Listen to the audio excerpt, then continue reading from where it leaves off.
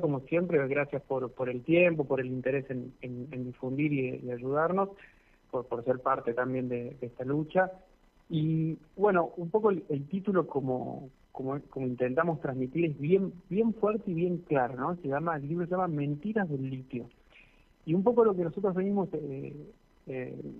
observando y entendiendo en nuestro territorio es que por mucha investigación científica que hay, por mucho problema que se ve socialmente, por mucha buena investigación y datos científicos que hay, en los territorios siguen funcionando mentiras muy básicas, discursos que se han ido, por supuesto, construyendo a partir de las empresas, de los gobiernos, de las autoridades locales, de estados municipales, que están muy fuertes afirmadas en los territorios, que están afirmadas en las escuelas, que están afirmadas en los medios de comunicación, y que nos parecía muy fundamental armar un libro que explique cómo es ese discurso, ese falso discurso del litio, y poder poner a disposición de un montón de personas muchas investigaciones científicas que construyen datos sobre esa situación. Entonces, el libro tiene un poco esta idea, se organiza en base a 4 ejes que tienen que ver con lo que nosotros identificamos que es lo que más se acerca a la discusión del litio. Por ejemplo, todo lo que es la transición energética, ¿no? Nosotros construimos una idea que es que esto lo hemos de hecho puesto en la práctica, y hasta mira, podríamos hacer el ejercicio con vos o con de hecho cualquier persona de la audiencia. Cuando uno pregunta para qué se usa el litio, la primera respuesta es que el litio se usa para hacer baterías, ¿no? Eso es una respuesta que está súper instalada. Y la segunda pregunta que uno hace es ¿para qué se usan baterías? La gente responde automáticamente autos eléctricos. Y cuando haces una tercera pregunta que es ¿para qué tenemos que hacer autos eléctricos? La gente responde para frenar el calentamiento global. Y con esa secuencia de ideas se construye una cadena según la cual el litio sirve finalmente para una transición energética que serviría para luchar contra el cambio climático. Este argumento lo repiten en las escuelas, lo repiten en los noticieros, lo repiten las empresas y lo repiten los gobiernos. Y este libro intenta mostrar que esa secuencia de ideas es falsa, es una mentira, ¿no? Porque hay que meterse a complejizar, bueno, ¿qué tipo de baterías se producen con el litio? ¿Para qué tipo de autos? ¿Para qué tipo de comercio? ¿Y qué significaría en todo caso luchar contra el cambio climático? Y ahí para desarmar esta secuencia de ideas tenemos un libro, que es un libro que no es muy grande, es un libro que tiene 90 páginas, que está de descarga gratuita, que tiene ilustraciones, dibujos, y que, como explicamos en la introducción, es un libro de divulgación científica. Eso significa que esté escrito de la manera más amable y simple posible. La idea es que lo pueda leer cualquier persona, que lo puedan leer en las asambleas, que lo pueda leer un periodista que no está especializado en litio, que lo pueda leer un vecino o una vecina que vive en un territorio afectado, que lo pueda leer un profesor, que no necesariamente sea un profesor que sepa estas cosas, pero que lo pueda leer un profesor del secundario como de la primaria. Y bueno, la verdad que es un trabajo muy lindo, con mucho gráfico, con datos, y con un trabajo que hemos hecho nosotros, que es tratar de juntar estas dos cosas que están en el título, ¿no? Que es ciencia y territorio, ¿no? O sea, tratar de traer nuestra perspectiva, que es la del territorio, en el cual, como vos decías, estamos luchando, trabajando y aprendiendo hace más de 5, 6 años, 7 años por lo menos, y traer toda la producción científica que a nivel mundial hoy es inmensa. Y bueno, ahí está el libro, es un libro por supuesto que lo hemos hecho desde la Asamblea Pucará, descarga gratuita, libre, para compartir, para difundir, y que por suerte está teniendo una recepción muy pero muy buena. Bien, ustedes tienen una larga experiencia, eso lo decíamos al comienzo, y nosotros tuvimos la oportunidad de charlar hace mucho tiempo con Evelyn Vallejos, que nos contaba del extractivismo del litio allá en Catamarca, y ahora esto que surge en un libro con evidencias científicas. Y una pregunta que vos sabés que yo le vengo haciendo a todas las personas que van pasando por Ecológicamente últimamente es: ¿qué pasa con las personas cómo reciben la información y cuánto laburo falta todavía para llegar a más y más personas, teniendo en cuenta, como vos decís, que hay un discurso muy implementado, muy bien implementado, un adoctrinamiento en el cual el resultado es que la gente repita: con el litio nos salvamos porque va a traer guita, con el litio nos salvamos porque vamos a combatir el cambio climático, y bueno, ¿cuánto falta? ¿Cuánto laburo falta? Eh, Mira, aunque no parezca por cómo está el país, entre tanto conflicto y tantas inundaciones, incendios y problemas que hay, yo sigo creyendo que la conciencia ambiental cada vez es mayor, que cada vez más gente se entera de estos problemas ambientales, que cada vez más gente se da cuenta de estas mentiras del litio, como de la mentira de los agrotóxicos, como de la mentira de los incendios. Cada vez la gente se da más cuenta de todo lo que hay detrás de eso, que son en general capitales privados, gobernadores corruptos, empresarios corruptos. O sea, esa conciencia es cada vez más grande, y para mí en Catamarca, en Antofagasta de la Sierra y en Fiambalá hemos visto crecer muchísimo la indignación de la gente, la preocupación de la gente, y, y mucho trabajo de profesores, mucho involucramiento de la comunidad artística, de la comunidad local. Eso sigue creciendo cada vez más. ¿Cuál es el problema? Es que muchas veces ser consciente de algo no significa tener las herramientas para empezar a cambiarlo. Y ahí es donde me parece que también hay que hacer un trabajo que no es solo el de concientizar, sino el de crear otras alternativas de vida en los territorios, ya sea económicas o principalmente económicas, porque mucha gente, y esto hay que entenderlo sin juzgarlo, ¿no? Sin juzgarlo moralmente, porque son las condiciones de vida en las que estamos, en este país que está muy mal. Mucha gente te dice: sí, yo sé que el litio contamina, yo sé que las mineras contaminan, pero es la única fuente de trabajo que hay. Entonces, muchas veces esa conciencia del problema ambiental no significa que vos vas a salir o luchar en contra de la minera o a renunciar a tu trabajo, porque vos también sos una persona que tiene que alimentar a su familia, tiene que llevar un salario a su casa.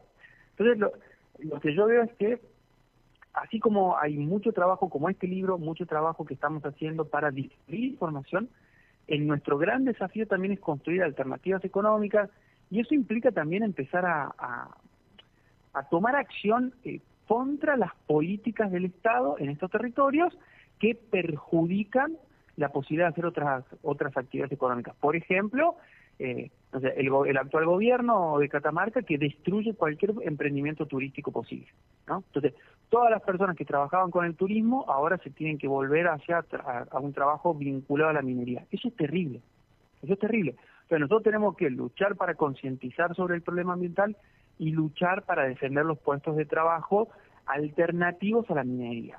Bueno, yo creo que ese es el camino que estamos viendo. Eso son muchas, por supuesto que es mucho más complejo y hay muchas más variables, pero yo creo que no es que falta mucho más trabajo de concientización, eso crece. De hecho, en Catamarca el discurso de la minería cada vez es más débil, el gobierno ya no sabe, ya cada vez reconocen más que siempre tienen este discurso de: antes se hicieron mal las cosas, pero ahora lo vamos a hacer bien. Bueno, ya sabemos que eso es mentira, pero por lo menos ya no pueden seguir mintiendo que antes funcionaba, porque ya todo el mundo sabe que los 20 años de minería no funcionaron, ¿no? Entonces, eso yo creo que va siendo un buen camino de cosechar buenas ideas. La cuestión ambiental está cada vez más presente en los jóvenes, así que hay que ir por ese camino que va muy bien. Y no frustrarse y no enojarse y seguir trabajando cuando uno ve que la gente sabe y a su vez no elige otra cosa, porque esa también es una problemática que hay que afrontar, ¿no?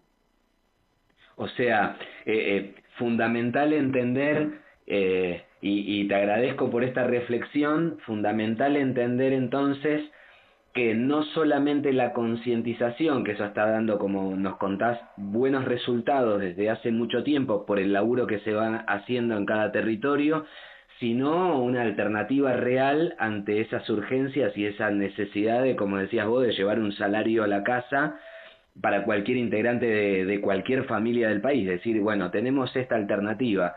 Y después, bueno, sí, habría y ahí es una reflexión personal, el laburito más difícil por ahí, el eslabón ahí que está muy arraigado a esa cadena, es las gobernaciones.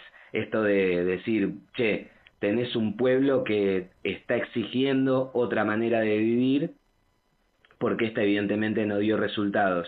Me parece que está bueno este laburo por eso, y está buena esta reflexión. No sé si estoy muy Sí, alejado en ese eslabón. no, yo creo que no, va por ahí.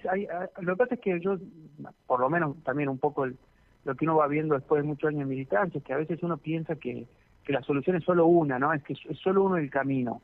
Y bueno, los caminos son muchos, claramente.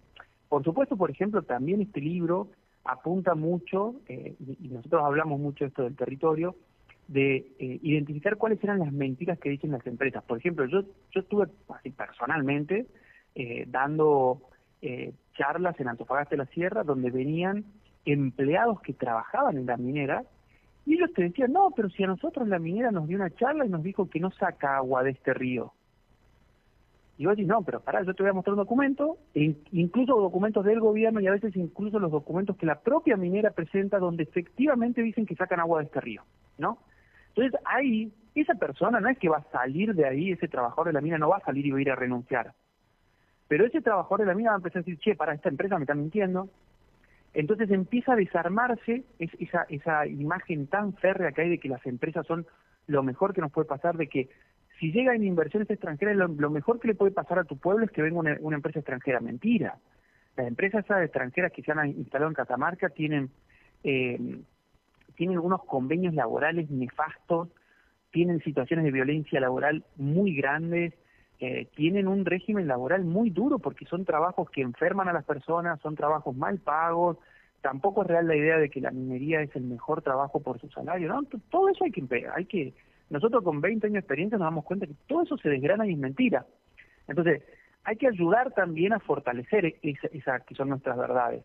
Y este libro va a trabajar un poco esa también porque para los que lo lean van a ver que este libro dice primera parte, que esta primera parte es Mentiras del litio, que está más volcada a datos científicos y a desmitificar muchas cosas en torno al litio, pero va a tener una segunda parte de este libro que se va a llamar Verdades del litio.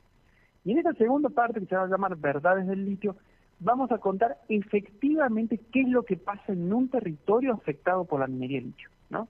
Entonces van a ser 2 libros, Mentiras del litio, Verdades del litio, el primero ya está ahí, terminado, listo para descargar, y en proceso el segundo, también para que uno pueda contrarrestar lo que se dice, ¿no? Lo que supuestamente es la minería de litio y lo que efectivamente pasa en un territorio, ¿no? Y ahí también van a poder acceder a historias de primera persona, en primera voz, de la gente que vive en esos lugares, ¿no? Y cómo ellos te cuentan todas estas cosas, cómo son los conflictos laborales, cómo son las enfermedades por el trabajo, cómo son verdaderamente los salarios, cuáles son los contratos, y poder desarmar todo eso que se va tejiendo. Como te digo, para mí ese camino va muy bien. Nos falta, y este es un problema que no solo tenemos las personas que luchamos contra el litio, un país que te dé posibilidades de vivir bien. Y hoy por hoy Argentina no le está dando eso a nadie, ni a los que luchan contra el litio, ni a los que viven de la agricultura, ni a los que viven del turismo. Y bueno, ese me parece que ahí ya es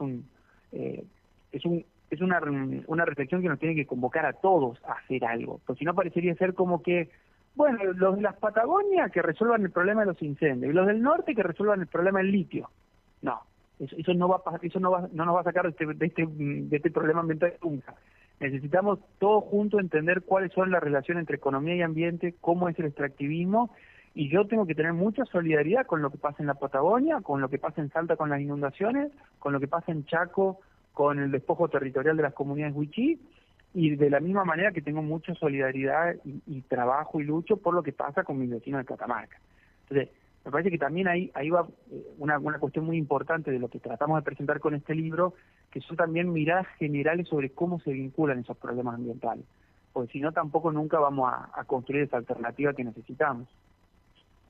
Bueno, me parece muy claro, ahora la invitación está hecha, es un libro de descarga gratuita, lo cual significa un montón, y estamos hablando de Mentiras del litio, y un libro desde la ciencia y el territorio. Esta es la primera parte, como nos decías vos, Manuel, recién, y bueno, y hacemos la invitación a todos, a todas, a que lo descarguen para conocer de qué se trata, como dice también en el libro, como decís también vos, de personas que viven en un territorio afectado por este tipo de extractivismo desde hace más de 2 décadas. Exactamente, y también reforzar esto último, que es un libro pensado también para trabajar, como para poder llevar a una escuela, a un taller, entonces, invitar a las personas que lo descarguen, que lo comparten, que lo usen, que hagan PowerPoint, imagen, que lo presenten donde quieran. La idea es que el libro circule y siempre que quieran también conversar con nosotros para hacer distintas actividades a partir del libro, recontra remil, bienvenidos. Esa es la idea. Así que en ese sentido también agradecerle mucho a ustedes por esta difusión. Gracias a vos por el laburo, gracias a toda la gente de Catamarca por este laburo, por ayudarnos un poquitito, no solamente a decir no, sino a tener fundamentos para que ese no no sea nada más que 2 letras, sino que tiene toda una historia, un vivir, un sentido y un futuro por delante. Sí, exactamente eso. Hay que pensar en ese futuro que todavía lo podemos construir y en esa vida colectiva. Que eso también al final es la razón que nos mueve a hacer todas estas cosas. Bueno, Manuel, muchísimas gracias por este tiempo, muchísimas gracias por la dedicación, muchísimas gracias por la lucha y por colaborar con la educación. A ustedes también un abrazo muy grande y bueno, seguimos conectados.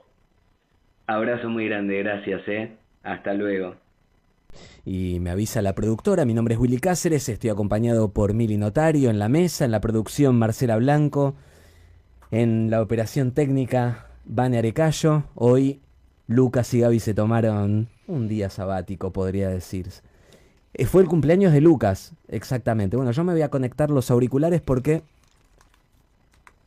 sin los auriculares no escucho absolutamente nada. Podía pasar, se me cayeron los cables. Los cables digo, porque uno de los auriculares y el otro del cable. Se ríe Mili. Ya tenemos la primera comunicación y vamos a hablar con un amigo, José Luis Meirás, del colectivo Magdalena 318, a propósito de esa conmemoración de aquel derrame en Magdalena. ¿Cómo estás, José Luis? Hola.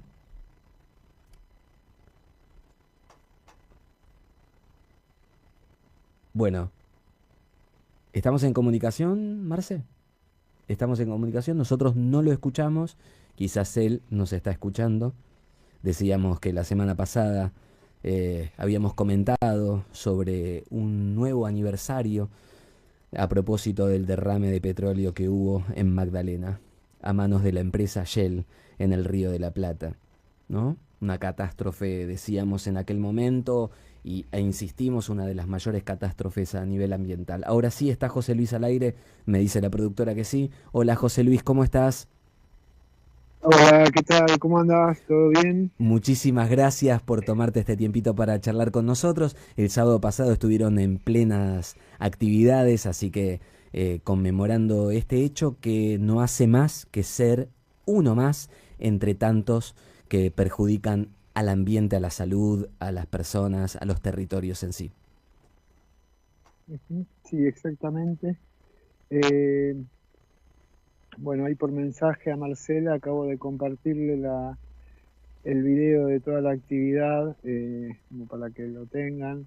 La verdad que salió muy lindo. El sábado pasado se cumplieron, perdón, el sábado no, el jueves de la semana pasada se cumplieron 27 años del derrame de Shell acá en la costa de Magdalena, y como en agosto de 2025 la fecha fue declarada día, una efemérides oficial, a partir de un poco del trabajo de nuestra peli, que fue tomada por estudiantes estudiantes y docentes del plan Fines, y lo llevaron al Consejo Deliberante a partir de ahora, de este 15 de enero. El 15 de enero es el día. Originalmente el proyecto era Día de la Conciencia Ambiental por el derrame de Shell en el Río de la Plata, pero algún concejal, no sé con qué criterio, se le ocurrió cambiarlo a Día de la Catástrofe Ambiental por el derrame de petróleo en el Río de la Plata, ¿no? Bueno, y un poco para que esa conmemoración, ese efemérides, no quedara en un flyer sin contenido de la municipalidad, como fue lo que pasó. Efectivamente, el 15 de enero publicaron un flyer que a mí me hacía acordar un poco a la famosa tapa de Clarín del 26 de junio de 2002, cuando asesinaron el 27 de junio de 2002, un día después de que asesinaron a Darío y Maxi, porque el flyer de la municipalidad decía: el petróleo causó una catástrofe, o sea, ni mencionaba a Shell y ni siquiera mencionaba el polémico acuerdo extrajudicial que la municipalidad firmó para recibir 9,5 millones de dólares a cambio de declarar a Shell, a cambio de cesar cualquier demanda y declarar a Shell como no responsable de la catástrofe. Nosotros decidimos como aprovechar y llenarlo de contenido, aprovechar también que tenemos en el balneario, es un lugar muy lindo turísticamente, en enero también, para hacer una actividad que salió muy bien.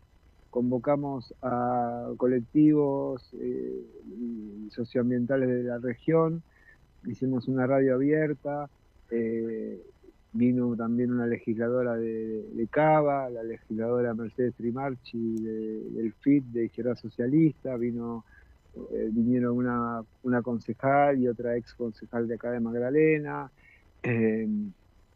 vinieron del Sindicato de Prensa Bonaerense, vinieron también de Tierra para Vivir, de Marabunta,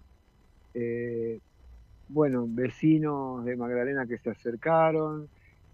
La verdad que salió muy linda, y un cierre musical también a cargo de una artista, una cantante, cantautora que además pertenece al colectivo de habitantes de Arroyo el Pescado, de acá de la zona sur de La Plata.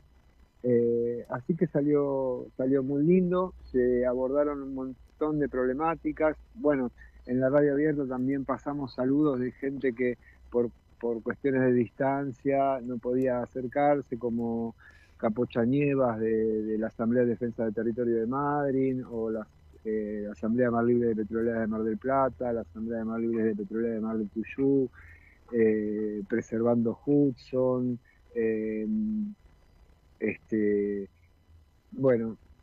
también de la zona, también una activista de la zona de Añelo, de Vaca Muerta.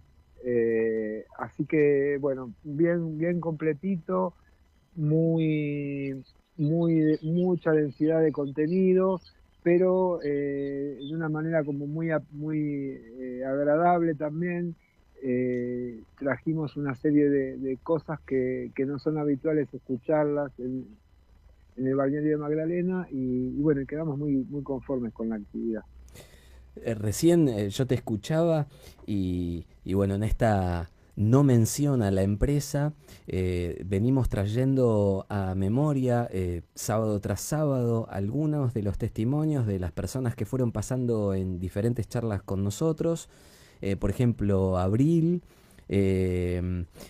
por ejemplo, Damián Berseñasi de Salud de allá de Exaltación, de Santa Fe. Y en algunos momentos, tanto Abril, que está en defensa de uno de los humedales, y Damián Berseñasi hacían mención a cosas que venimos escuchando mucho y que yo me anoté en esta narración que nos hacías vos recién. Y es esto de no nombrar a la empresa. Pero no nombrar no para estigmatizar, sino no nombrar es una manera de no darle entidad a quien fue responsable de, sí, una catástrofe. Está muy bien que así se lo indique, pero por otro lado la iniciativa tenía mucho más que ver con esto de concientizar, que me parece muy importante, y dentro de la conciencia está la memoria también. ¿Por qué no hacer memoria en cuanto a que hay un responsable? Porque esto no fue que ocurrió porque ocurrió. Y muchas veces hemos escuchado también en los territorios decir, cuando hay explotación de petróleo, cuando hay explotación de este tipo, en este tipo de actividades, hay accidentes que no son accidentes porque están contemplados. Exacto. Sí, sí. Por ejemplo, a mí me resulta llamativo, ¿no? El rol de, en un momento, en el año 99, hubo cierta dignidad de parte del entonces intendente Civetti, que a partir del accionar de Ala Plástica, el colectivo Ala Plástica, que un poco rompió el cerco impuesto por Shell, demostró la gravedad del derrame de petróleo que Shell sostenía haber controlado y estar solucionando. Bueno, Civetti inició una demanda, la Municipalidad de Magdalena inició una demanda contra Shell, que incluso logró una victoria judicial en los tribunales federales de La Plata. Esa sentencia fue anulada, fue apelada por Shell, fue cuestionada digamos, el tribunal que intervenía, no me sale la palabra, bueno, pero la competencia del tribunal fue cuestionada por Shell. La Corte Suprema anuló una sentencia que beneficiaba, digamos, más que al municipio, era una sentencia que obligaba a Shell a poner 35 millones de dólares para reparar el medio ambiente, la disposición de los residuos y una serie de cosas. La Corte Suprema bueno, hay que decirlo, la Corte Suprema de Néstor Kirchner, ¿no? Incluso llamativamente, en esa sentencia, Maqueda es el único que vota en disidencia, Zaffaroni se abstiene y Argibay se abstienen. O sea que la cuestión de un poco de el siga-siga hacia una corporación como Shell involucra no solamente a la derecha, digamos, política y judicial, sino en general a toda la clase política, ¿no? Y bueno, después de eso, la Municipalidad de Magdalena, ya con otro intendente, buscó desesperadamente un arreglo para sacar unos mangos. O sea, la realidad era esa. Bueno, no podemos seguir litigando, vamos a arreglar para que nos den 10 millones de dólares. Y ese acuerdo era completamente inconstitucional. Por un lado, porque el ambiente seguía dañado, como lo demostraron estudios avalados por distintos académicos, no solo de la Universidad de La Plata, la Universidad de Buenos Aires y de la Universidad de la República de Montevideo, sino además digamos, la Municipalidad de Magdalena firmaba un acuerdo en el que cesaba inmediatamente la demanda y bueno, el pago del acuerdo quedaba al referéndum de que el daño ambiental no persistiera y de un juez que tenía que homologar ese acuerdo. Ese acuerdo nunca se homologó, o sea, pasaron ya 17 años casi y el acuerdo nunca se homologó. Y la Municipalidad de Magdalena siguieron pasando intendentes, pasó Carballo, que era peronista, el que firmó el acuerdo, siguió Peluso radical, que tampoco tenía en agenda el reclamo, ahora de nuevo otro radical, Urcade, que pareciera que, digamos, está bien, el acuerdo está firmado y dice que Magdalena no va a reclamar más judicialmente a Shell.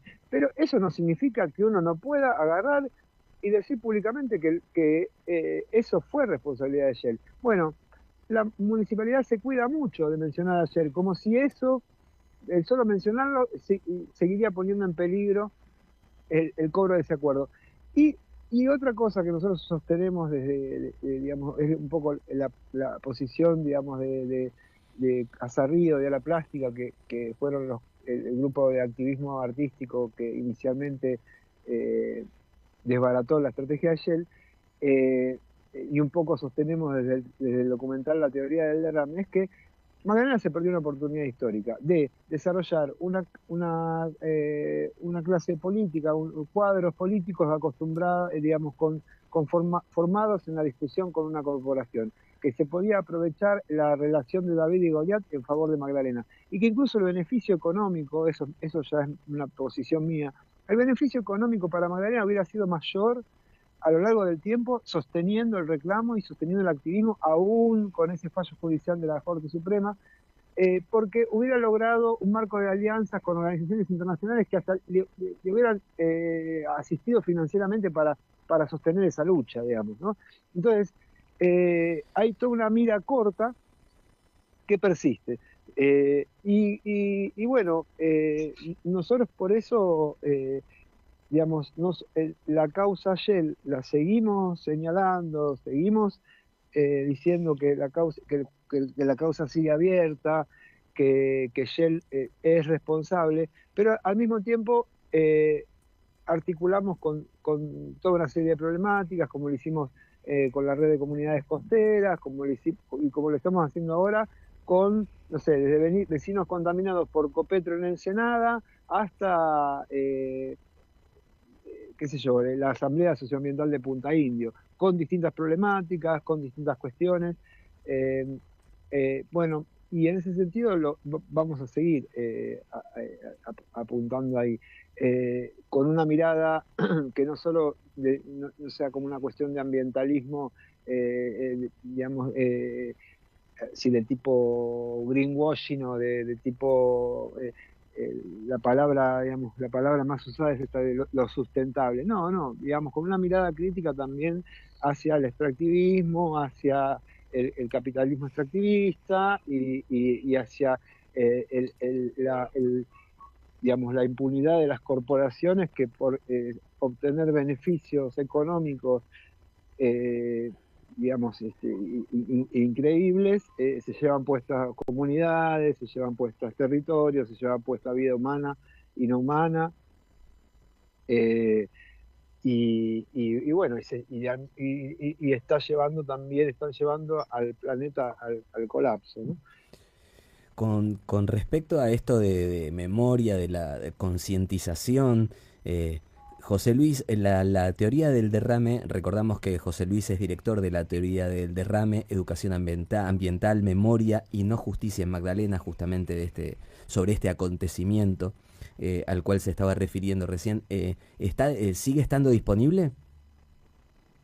Sí, justamente en este aniversario hicimos el estreno en YouTube. O sea, la película estaba circulando en un enlace de Drive. El año pasado la publicamos, está a disposición gratuita también en la plataforma Bafilma, la plataforma del Instituto Cultural de la Provincia de Buenos Aires, pero había como siempre un pedido de, digamos, como la seguíamos o habíamos seguido circulándola en festivales y eso, bueno, manteníamos como cierto cuidado de la difusión. Bueno, nos pareció que ya era el momento de ponerla disponible en la plataforma más audiovisual, más popular, más difundida a nivel mundial, que es YouTube. Entonces, la película ahora, desde el día 15 de enero, justamente a las 2 de la tarde, a la misma hora que se produjo el choque de los dos buques y que generó el derrame de petróleo, está disponible en YouTube para todo el mundo, incluso con subtítulos en inglés, porque también es eso, pensamos que es un tema global, que Shell, digamos, no solo está impune por Magdalena, logró una buena, digamos, si bien no en todo, pero con una cuestión mucho más grave en Nigeria también logró su impunidad en los tribunales de La Haya. Entonces pensamos que ponerla a disposición con subtítulos en inglés también hace que la película llegue a gente que por ahí no está enterada de esto en los países de origen de la multinacional y bueno, a nivel mundial, ¿no?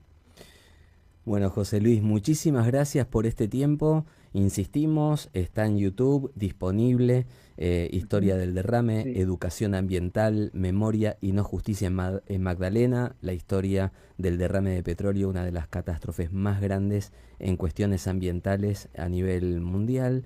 Me parece fundamental esto resaltarlo. Y bueno, muchísimas gracias, insisto, por este tiempo que te tomaste para hablar con nosotros y contarnos todo lo que sucedió el sábado pasado. Y esto que esté disponible también es muy importante porque, como vos decís, estamos en un tema como nos dijeran en los 90, la globalización. Bueno, no, en esos momentos yo personalmente digo, no sabía a qué se referían. Globalizar los problemas y el extractivismo, parece que era la historia. Ujú. Bueno, muchísimas gracias por el llamado, por la discusión. Ahí, bueno, ya te dije, les compartí también el video completo de la radio abierta, que son distintas mesas, distintos paneles, arrancando con Alejandro Meitin y Marcelo Miranda, que fueron testigos directos del derrame, hasta un cierre musical muy lindo con una cantautora muy interesante de acá de la zona de Arroyo del Pescado. Y en el medio otros paneles con organizaciones socioambientales de la región, también si quieren eso compartirlo en sus redes o con sus contactos, también es bienvenido. Y la película la pueden buscar en YouTube, La teoría del derrame, educación ambiental, memoria y no justicia en Magdalena. Muchísimas gracias. Muchísimas gracias. Muchas Un abrazo. gracias. Un Un abrazo abrazo enorme. para vos y otro abrazo, Marcela. Bueno, gracias. Un abrazo. Gracias. Chau, chau. Hablábamos recién con José Luis Meirás, él es del colectivo Magdalena 318, director de la historia del derrame, memoria, no justicia en Magdalena. Bueno, educación ambiental y no justicia en Magdalena. Mili, bueno, de esto, viste que durante mucho tiempo escuchamos hablar sobre la transición energética, esto de dejamos de utilizar determinados combustibles para que todo sea eléctrico, para que todo sea... Bueno, parece que no, porque el petróleo hace un tiempo viene sonando y viene siendo objetivo de las potencias, este objetivo que trae como consecuencias estos no accidentes. Así nos han dicho en más de una oportunidad. No son accidentes, porque están contemplados estos derrames. José Luis hacía mención también de tantas cosas que han pasado en Nigeria y bueno, y esta empresa salió ilesa también por diferentes cosas que sabemos, que detrás de ellas hay muchísimas historias que desconocemos, pero sí sabemos que utilizan muy bien su poder.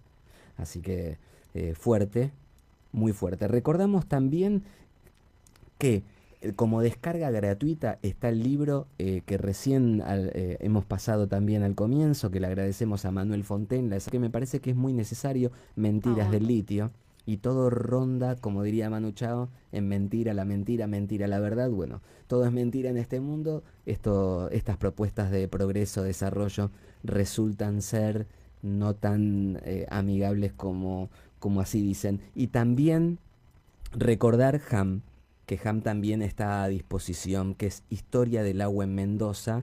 Mendoza, una provincia que la tuvimos en la agenda, que manejan algunos medios desde hace un tiempo, pero que para nosotros está desde siempre y que tiene que ver con esta autoconvocatoria y que sigue mostrando el pueblo mendocino. Realmente es un orgullo en defensa del agua. Estamos en Ecológicamente en Radio Parque Vida en FM 105.9.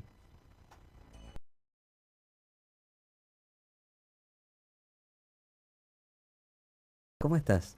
Bien, estoy prestando atención escuchando, aparte es interesante, al menos en la llamada anterior, como vi el documental, había cosas que él dijo que capaz era como una continuación del documental, por ejemplo, en relación a los acuerdos, el documental explica un par de cosas al final, pero sí, o sea, en la actualidad, no, como pasa el tiempo y explicó bastante cómo se encuentra ese acuerdo en la actualidad, así que me pareció interesante porque quería preguntar eso cuando en relación específicamente al documental y lo respondió a la llamada, así que... Es muy fuerte el documental, Sí. tanto Ham como, insisto, como Mentiras del Litio, todos de descarga gratuita. Es muy importante porque es esto de compartir con otro, con otra, para que conozca qué es lo que sucede en cada una de estas actividades. La minería con el agua, el extractivismo en cuanto a las explotaciones de petróleo, la contaminación también afectando las economías regionales, cosas que decimos siempre, pero que es fundamental reforzar porque hay todavía muchas personas que desconocen esto. Vamos a hablar con una amiga de la casa que ya la productora también me hace seña desesperadamente que la tenemos en línea. Ella es Silvia Soto, ambientalista y animalista, y bueno, y es muy conocida porque pertenece a La Voz de los Carpinchos. ¿Cómo estás, Silvia? Hola, buenas tardes.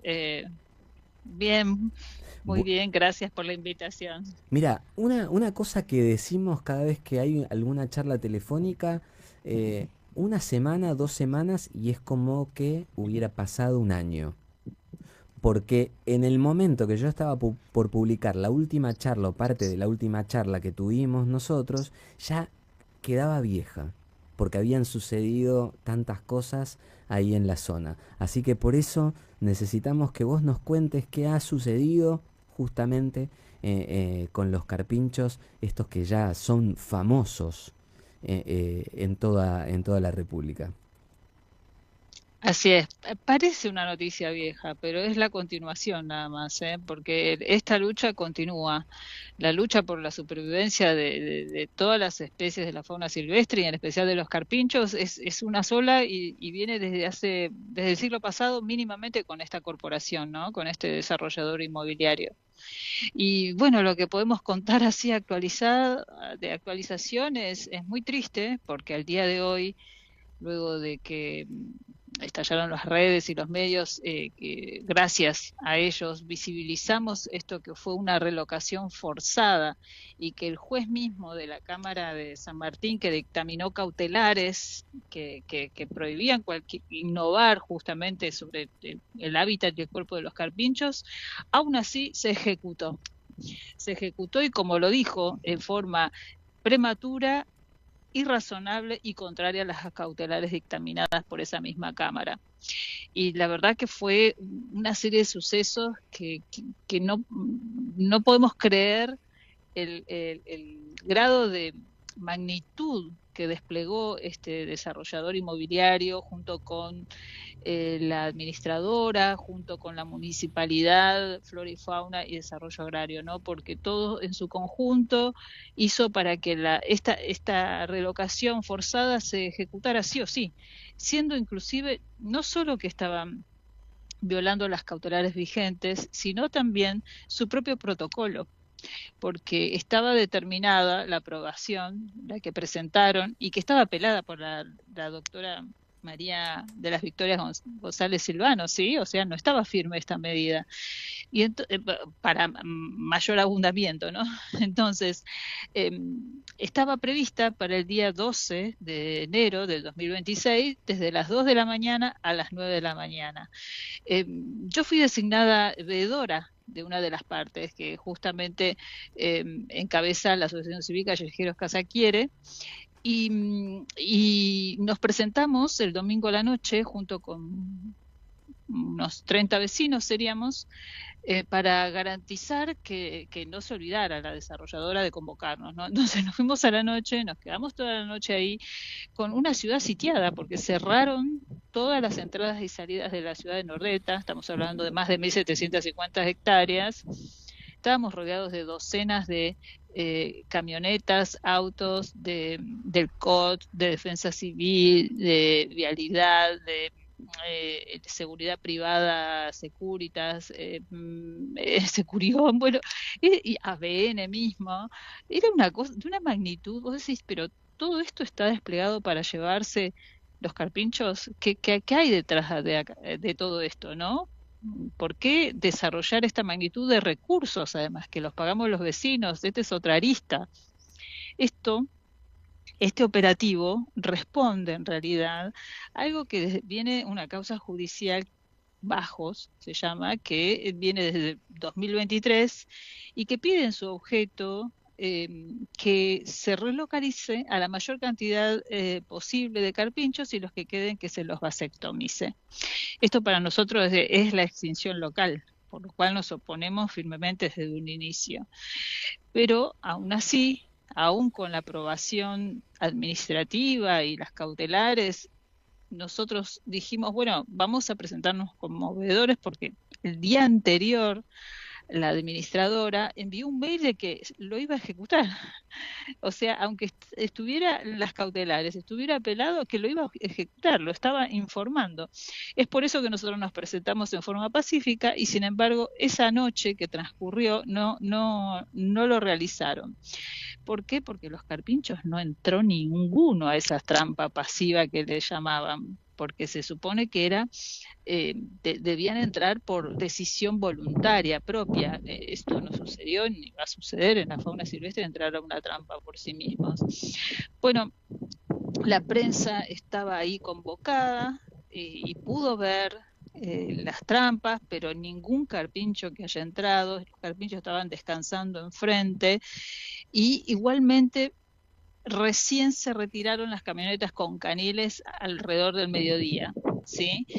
Recién al mediodía se retiraron, y nosotros pensábamos que ya se había dado por terminado esto, porque terminó la fecha por el cual se habían aprobado ellos mismos la ejecución de este protocolo.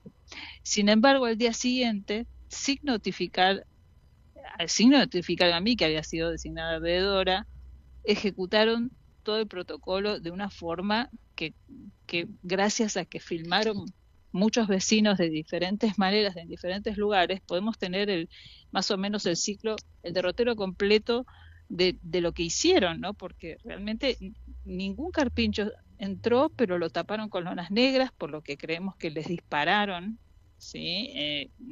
Para anestesiarlos. Luego los vimos acarreando cuerpos, más de 20 personas. No sabemos quiénes son. Se dice en el protocolo que son de una organización que se autodenomina Fundación Aguad, pero no sabemos, porque los veterinarios tienen también una ética, ¿no? Deberían tenerla, por lo menos. ¿Y cómo es que ejecutan esto al margen de la ley y con este nivel de crueldad? Porque los encerraron no solo en la jaula con una lona negra tapada, sino también en unas cajas de madera, que también se pudo filmar o filtrar una filmación, en unas cajas que no sabemos ni cuántos carpinchos, porque al no haber veedores, lo que se pudo filmar se vio desde lejos, y hay cosas que se pueden ver y hay cosas que no, a la distancia. Entonces quedamos sujetos a la palabra del desarrollador inmobiliario que nos diga si están con vida, en qué condiciones están, si son los mismos carpinchos los que nos van a mostrar en algún momento. Para nosotros están hoy, hace 11 días, en el estatus de desaparecidos, porque no tenemos ninguna prueba de vida ni de bienestar de los carpinchos, y si realmente se llevaron 6, porque ese mismo día que ejecutaron esto, a la noche hubo un apagón. A la mañana siguiente ya muchos vecinos nos reportaron que habían desaparecido manadas de carpinchos. Luego, poco a poco fueron viéndose algún que otro carpincho. Creemos que hubo una señal de alarma que habrán tenido entre las manadas y se escondieron, y poco a poco fueron apareciendo, pero no en la cantidad que veníamos viendo. No tenemos el censo del 2025 aún. Recordemos que Scioli dijo que para sostener todo este despropósito, ellos hablan de superpoblación, ¿no? Entonces Scioli dijo que habían 3.000, el vocero de ABN dijo que habían 2.000, pero así con un desparpajo de 1.000 más, 1.000 menos. Pero la superpoblación, ¿dónde está, no? Porque esos carpinchos que filmaron los medios de comunicación como invasión de carpinchos con titulares de superpoblación, ya no se ven. Si contamos que tienen de sobrevida 10 años, esos carpinchos deberían estar al día de hoy, y no los vemos más. Es realmente muy angustiante esto, ¿no? Que esté sucediendo, no solo que digan que se llevaron 6 y no sepamos si realmente es así, cómo están, si fueron cuerpos. Se filtraron unas imágenes de estas de personas de Aguad, chapoteando en el agua con las cajas atrás, ¿sí? En las cajas donde sabemos que fueron los carpinchos. O sea, es algo muy, de una envergadura de crueldad extrema, apoyada por un sistema que ha permitido que esto se ejecutara así, porque no intervino la municipalidad, que es una autoridad de aplicación de ley, no intervino Flora y Fauna, o sí intervino, pero para que se ejecutara. Las cautelares vinieron después de haberse ejecutado. Agradecemos a la Cámara de San Martín que ratifique las cautelares que ya están firmes y que prohíba cualquier otra relocación, pero esto llega después de que se lo llevaron. Así que esta alegría es con mucho dolor. Bueno, Silvia, para reflexionar en algún momento, no sé si recordás que hacíamos como una comparación, porque el extractivismo urbano tiene un denominador común.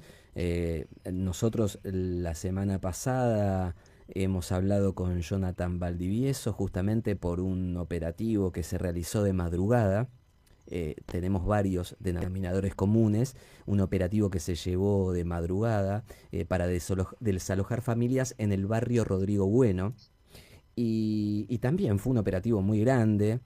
Fue a través de un decreto administrativo, y nos contaba Jonathan Valdivieso, quien sabe, no, o sea, no lo decimos nosotros desde acá, desde Ecológicamente. Él decía, se recurrió muchas veces a la justicia negó esos desalojos. Ante la negativa, bueno, mediante un decreto administrativo y de madrugada, desalojaron las familias sin ofrecerles otro lugar donde albergarse.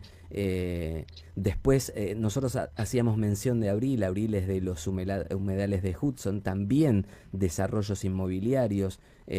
Bueno, y hay como una manera de arrasar, y decimos nosotros en base a todos los testimonios que escuchamos en la ciudad de Buenos Aires, en la provincia de Buenos Aires, esto de cementizar y de que nada detenga esto que tiene que ver con estos desarrollos inmobiliarios, estas torres gigantes que se levantan, estos barrios cerrados que se presentan como un beneficio, insistimos siempre, un beneficio para pocos y pocas. Y todas estas cosas que se realizan en horas en las que la gente está descansando o está fuera de foco, porque se realiza, insisto, de madrugada, no es menor hacer mención a ello, y bueno, y es muy insisto, es muy importante hacer foco en que hay un denominador común en este tipo de operatorias, porque algún momento, y esta era la reflexión, hablábamos que, bueno, los carpinchos, si no son los pueblos, son familias. Todo lo que molesta tiene que ser corrido del lugar. Ni hablar del responsable del área, que en el momento que estábamos pasando por determinadas situaciones, bueno, estaba pateando un penal en la costa. Pero eso, bueno, corre por mi cuenta y me hago responsable de lo que digo. Pero es un denominador común que tiene una operatoria, es correr todo lo que molesta, porque, insisto, alguien muy distraída podrá decir, bueno, tanto lío por carpinchos. No, también son familias, también son pueblos, y bueno, y es correrlos de todo lo que molesta para los negocios, que son para pocos y pocas. Así es el sistema operando en distintas especies, ¿no?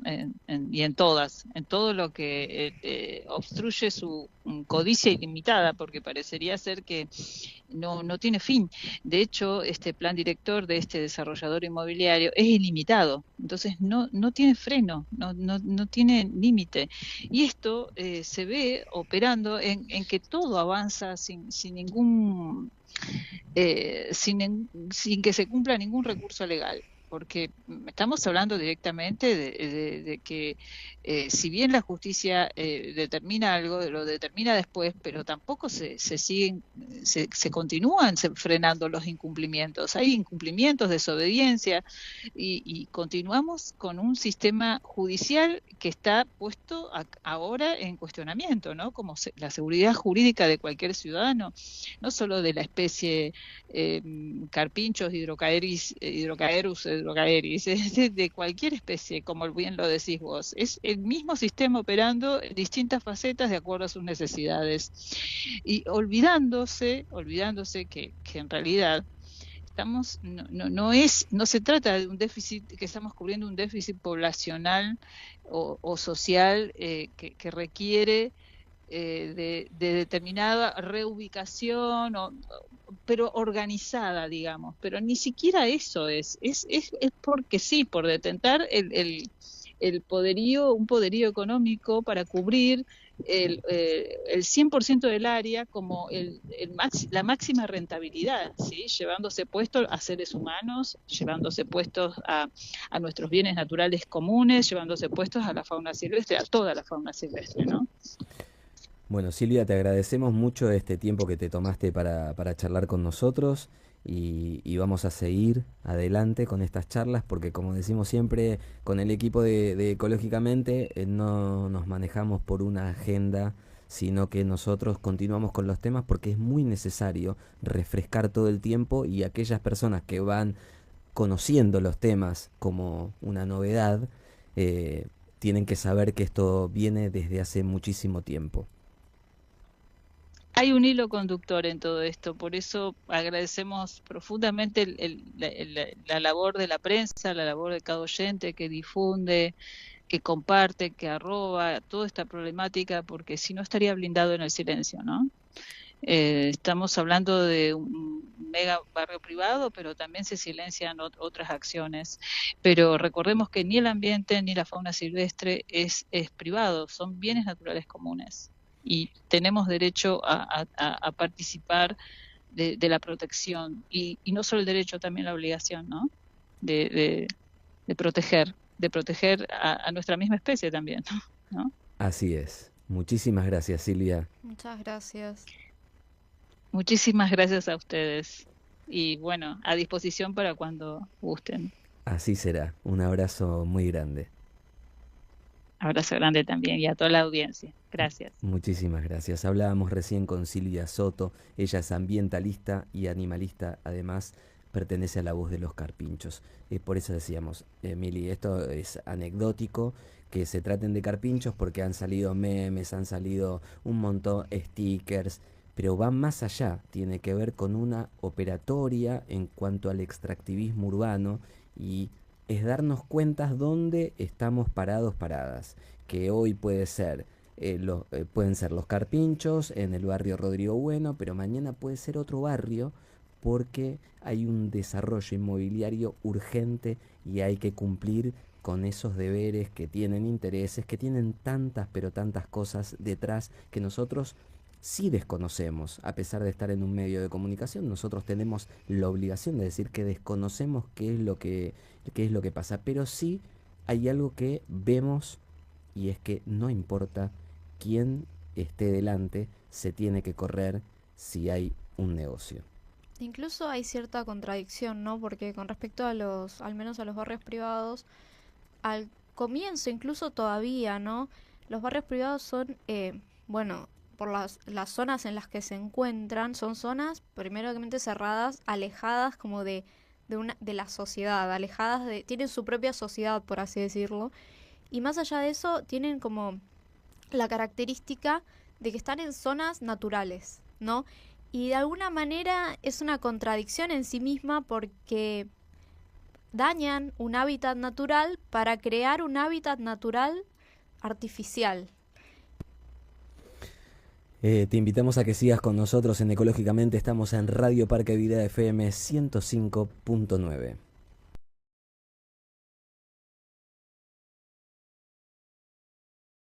Recordá que te podés comunicar con nosotros al 11 40 79 2402, 11 40 79 2402. Nuestro contestador es el 49 12 1059, 49 12 1059. Podés escuchar Radio Parque Vida en la www.parquevida.com o descargarte la aplicación TuneIn, escuchar los programas de Ecológicamente o algunas publicaciones que hacemos también en nuestro canal de YouTube @ecológicamente_ok o nuestro perfil de Instagram que tiene el mismo nombre.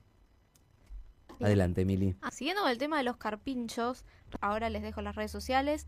La primera es La Voz de los Carpinchos en Instagram, ahí la pueden seguir, ella actualiza y sube un montón de cosas relacionadas a los carpinchos.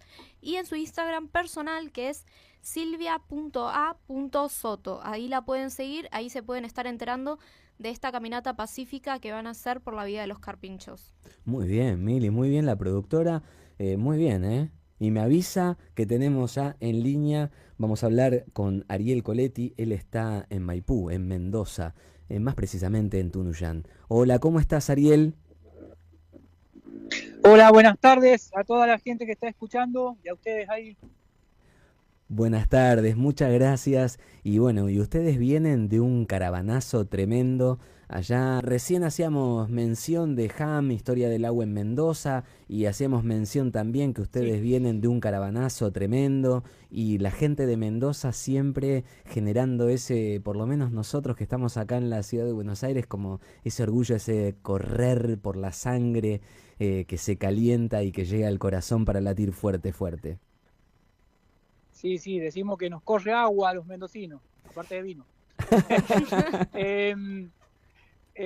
Bueno, si escuchan muchos bocinazos y ruidos es porque estamos en un acampe. Seguimos movilizados, estamos, para que se imaginen, acá en un acampe permanente y organizado por la gente acá de Tunuyán. En el caso mío, nosotros venimos de Maipú a hacerle el aguante también. Y esto siguiendo la línea de el caravanazo que fue en Uspallata, toda una pueblada, no solamente con la gente de ahí de Uspallata, que es donde se quiere instalar el proyecto minero San Jorge, sino de todos lados de la provincia, absolutamente de todos los rincones de la provincia, e incluso de otras provincias más también que nos vinieron a acompañar. Y bueno, fue una muestra más de que en Mendoza no tienen licencia social la megaminería contaminante, secante, saqueante, desempleante y corruptora. Es también una satisfacción que desde Buenos Aires se hagan eco de lo que está pasando en las provincias, también en Chubut y en todas las provincias cordilleranas con el saqueo y esta destrucción total de todo, ¿no? De la vida, de la destrucción de lo para nuestro pueblo. La educación, bueno, y también recordar que todas las luchas, que esto no es una cuestión aislada, sino esto es pensado, sistemático, es un sistema y que tiene responsables. Así es que bueno, gracias por darnos la oportunidad de que se escuche acá las voces. No, gracias a ustedes, no solamente por tomarte este tiempito para comunicarte con nosotros, sino gracias a ustedes también por esta gesta, por esto de seguir mostrando que, como decías hace instantes, en Mendoza no hay licencia social para la megaminería y que tiene que ver con un no porque sí, porque se canta, sino que hay un no porque el agua es necesaria defenderla como bien común en todos los territorios y ustedes son un ejemplo de ello. Sí, vos lo has dicho, mirá, es exactamente la palabrita clave que lo has dicho vos y permitime ahí ampliar eso. Nosotros no lo defendemos como un recurso natural utilitariamente, sino como un bien natural colectivo, un bien común, como otros bienes comunes, como son la salud. Por eso también acá contamos ahora con compañeras que han venido del Garrahan también, ¿no? Entonces nosotros dependemos 100% del agua del hielo. Las lluvias no alcanzan para cubrir las necesidades del agua. Nosotros dependemos 100% del agua que viene de los deshielo. Entonces, ya vamos a ir casi por los 20 años de emergencia hídrica, que ya no es emergencia, sino es crónica. Todo apunta a que va a estar siempre cada vez peor. Miren incluso los informes oficiales hasta de organismos internacionales cuál es la situación del agua. Y Mendoza se agrava por obviamente por nuestra disposición geográfica, que somos una provincia semiárida, y el agua, una gota de agua es valiosísima, un espejo de agua, un humedal que se seca se pierde para siempre. Entonces no puede ni una gota parar a la megaminería. No es solo un problema de salud. La megaminería es fuente de trabajo para muy poquitas personas a costa del desempleo de la mayoría. Que el año pasado también hubo otro derrame, que los medios no lo sacan. Y zonas productivas de Hachal muy parecidas a en San Juan, ¿no? Eso es San Juan, muy parecidas a las nuestras, como Maipú, acá en varias partes de Mendoza, las destruyeron. ¿Es agua para las megamineras o es agua para la producción de alimentos para el pueblo? Una cosa impide la otra. Es trabajo para un puñadito especializado por muy poquito tiempo, o es trabajo para las mayorías genuinamente y por muchas generaciones. Entonces, cuando se quiere reducir la pelea del agua por una etiqueta, sin entender bien que ecológico es mucho más amplio, que incluye el trabajo, que incluye la cultura, queda reducido. Por eso, cuando decimos, sí, la megaminería nos oponemos porque contamina, pero también decimos sí porque seca por la cantidad de agua que ocupa y también por la calidad de agua que deja. En barrios populares vemos la falta directamente de agua, ya ni contaminada llega, directamente no llega el agua. Y esto también hay que recordar que nos atraviesa todo el país también una realidad que es la de Mecorot, la privatización del agua, entregarles a empresas extranjeras, genocidas, como es Mecorot, que está haciendo desastres en Gaza, en Palestina, es la misma sionista que a cargo de nuestra agua. Cuando decimos que seca, que contamina, pero que también saquea, es un 3% y ni siquiera un 3% lo que pagan de regalía. Le estamos directamente regalando. Acá se está aprobando un fondo que en el caso de que haya contaminación de la minera lo pague el pueblo, ni siquiera la minera va a pagar, los mendocinos, las mendocinas, a ese nivel de saqueo. Pero también decimos que desemplea, porque ellos te dicen cuántos puestos de trabajo generan, pero no te dicen cuántos puestos de agua cierran. Entonces el desempleo es uno de los ejes principales también que le estamos... Porque por ese lado se nos quieren colar, diciendo, bueno, traemos muchos puestos de trabajo, bueno, desarrollo, bueno, minería sustentable, ¿no? Nos mienten con ese término. Entonces, cuando decimos no es ni sustentable, ni genera tantos puestos de trabajo. Al contrario, hace cerrar puestos de trabajo, y para siempre algunos. Lugares, fincas productoras de olivos, vid, frutales de lo que pidas, durazno, ciruela, frutos secos, todo eso, una vez que se pierden, no se recuperan nunca más. Y eso le da trabajo a generaciones. Con la megaminería eso se agrava, porque es agua para ellos. Acuérdense que nosotros 1,5 millones de personas vivimos aguas abajo donde se quiere instalar el proyecto minero San Jorge en Uspallata. Por eso no es un problema de un distrito, de un departamento de Mendoza, es de toda la provincia. En Malargüe se han aprobado un montón de proyectos al mismo tiempo. Es un problema a nivel nacional. Hay un proyecto a nivel nacional, global, latinoamericano, para sostener a los grandes poderosos en sus guerras, en su imperialismo.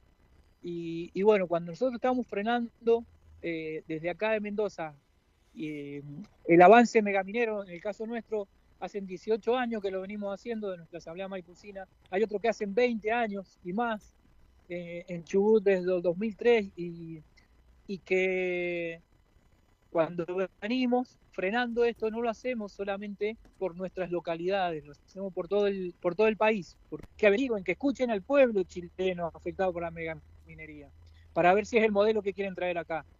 Que escuchen al pueblo de Hachal, al pueblo de La Rioja, al pueblo de Catamarca, qué tanta riqueza traen a las provincias. Entonces, es una de las luchas, es la madre de las luchas, se unen todas las demás luchas. Pero sin agua, las otras luchas carecen también de sentido.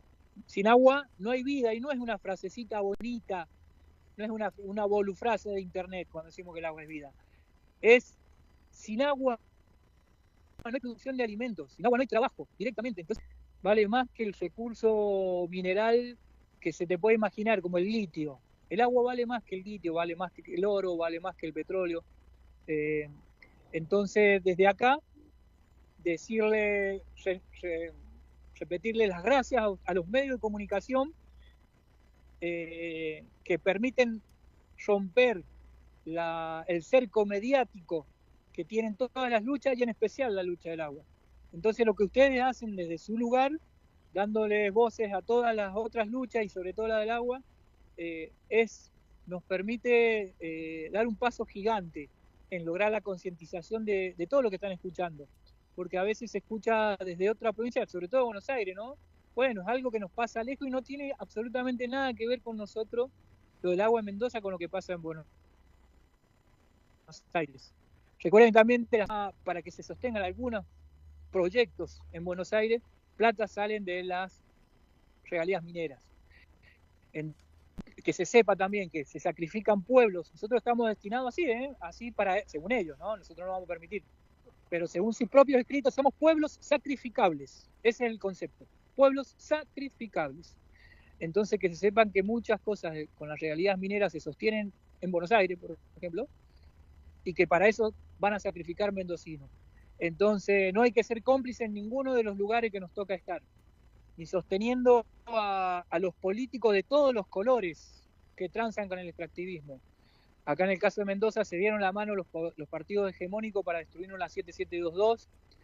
Nos quedó muy claro, y me parece que eso que decías recién, que la frase "el agua vale más que todo, el agua es vida", tiene una profundidad mucho más que una simple frase escrita en cualquier lado, como decías vos, porque con el agua se producen alimentos, con el agua se generan puestos de trabajo, con lo cual me parece que es un mensaje muy importante. Y esto que hablabas sobre las regalías desde la ciudad de Buenos Aires, seguimos teniendo interferencias, pero es muy importante.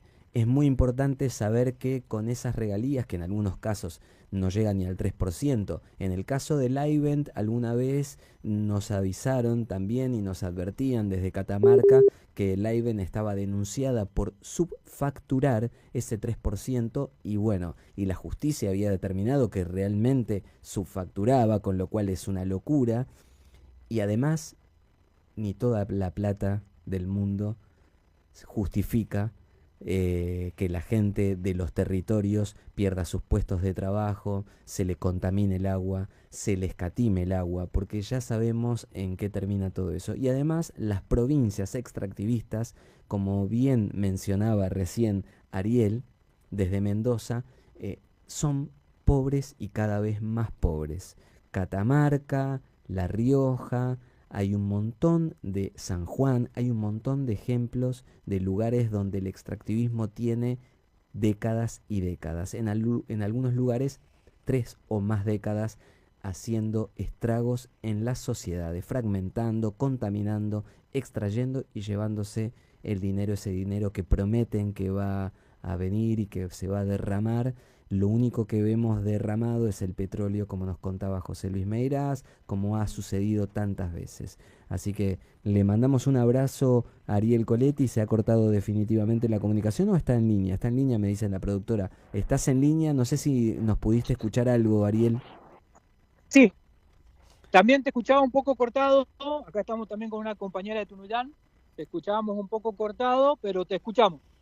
Te seguimos escuchando.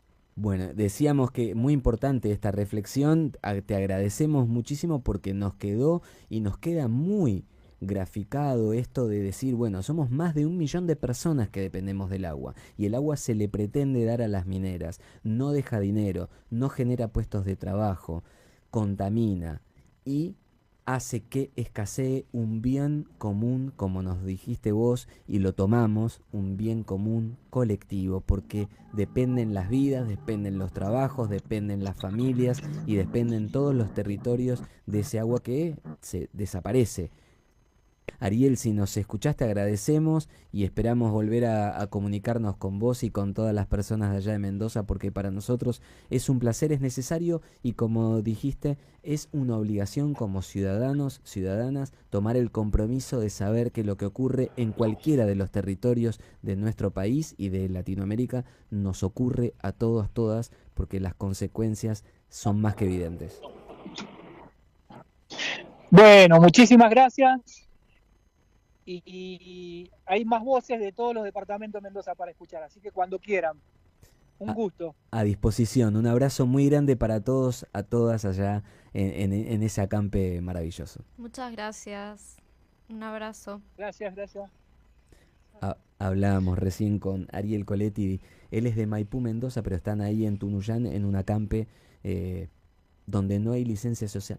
Él dejó algunos puntos muy importantes que yo decía recién, repetía, pero es fundamental que nos centre en la cabeza que no es un no porque se le canta a un grupo de personas decirle no a la megaminería.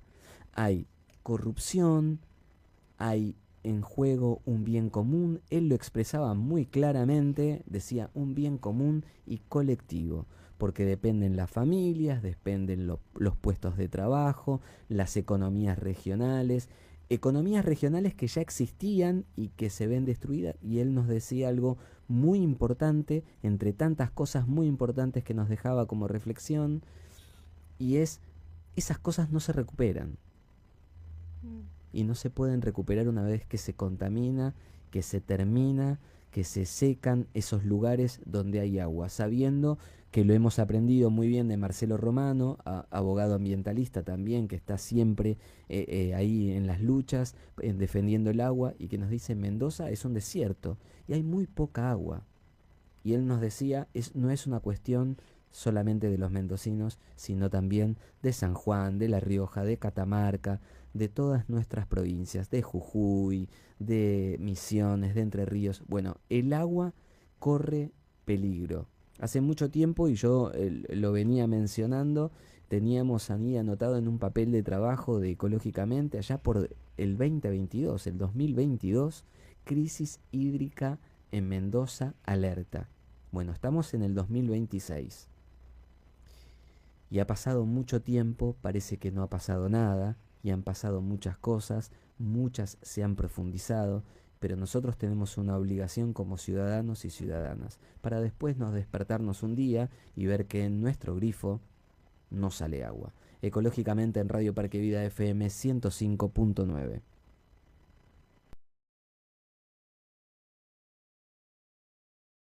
Hermosísima canción que nos han enviado, que le han enviado la productora Marcela Blanco, justamente desde Uspallata, y decía agüita malherida, y hablaba de los vendepatria.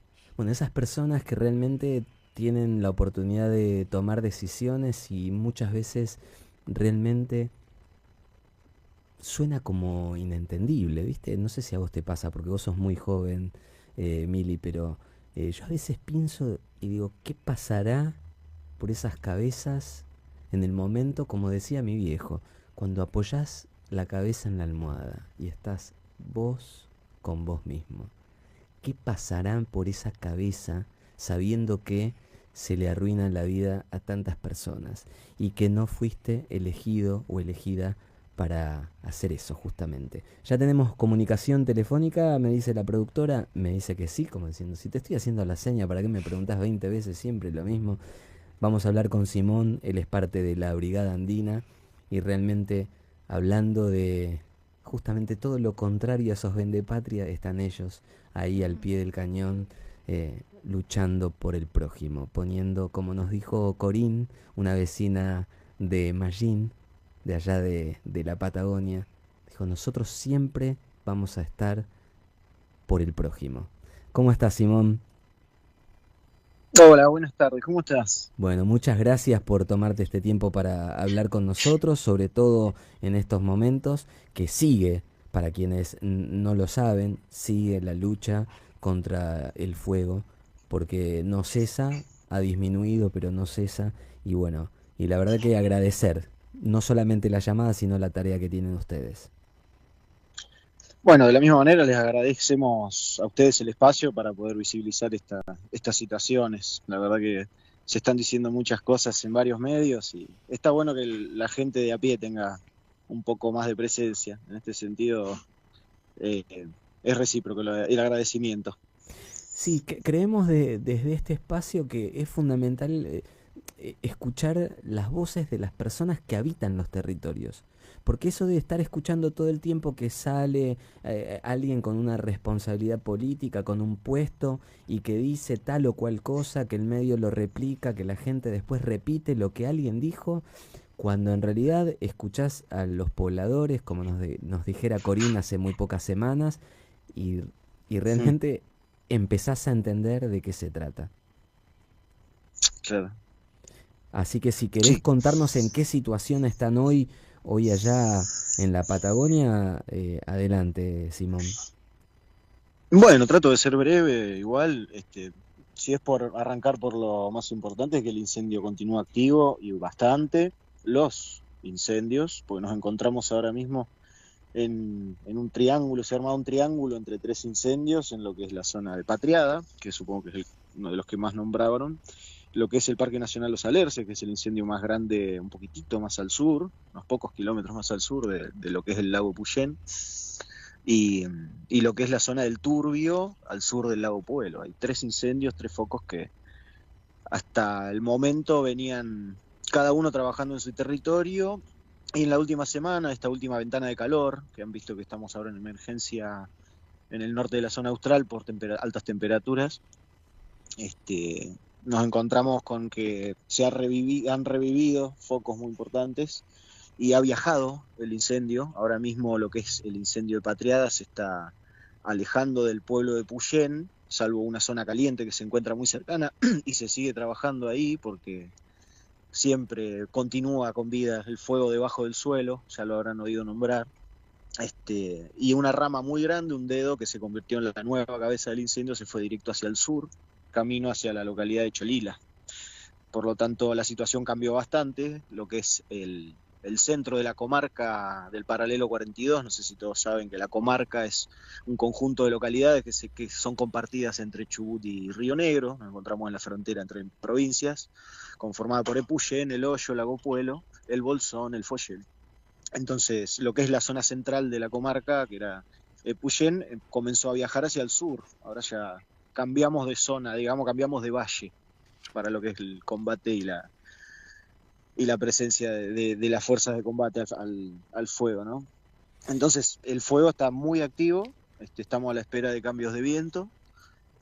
Aparentemente, tanto el ramal de lo que es el incendio del Parque Nacional Los Alerces y el de Patriada están yendo hacia el mismo valle, donde se encuentra, les nombraba, la población de Cholila, el lago Lezama, también. Es una zona muy hermosa también, la verdad, mucho bosque virgen. Y como en por todos lados, plantaciones de pino y plaga de pino, porque cerca de cada plantación de pino hay una plaga de pino que va abordando y ocupando cada vez más territorio, ¿verdad?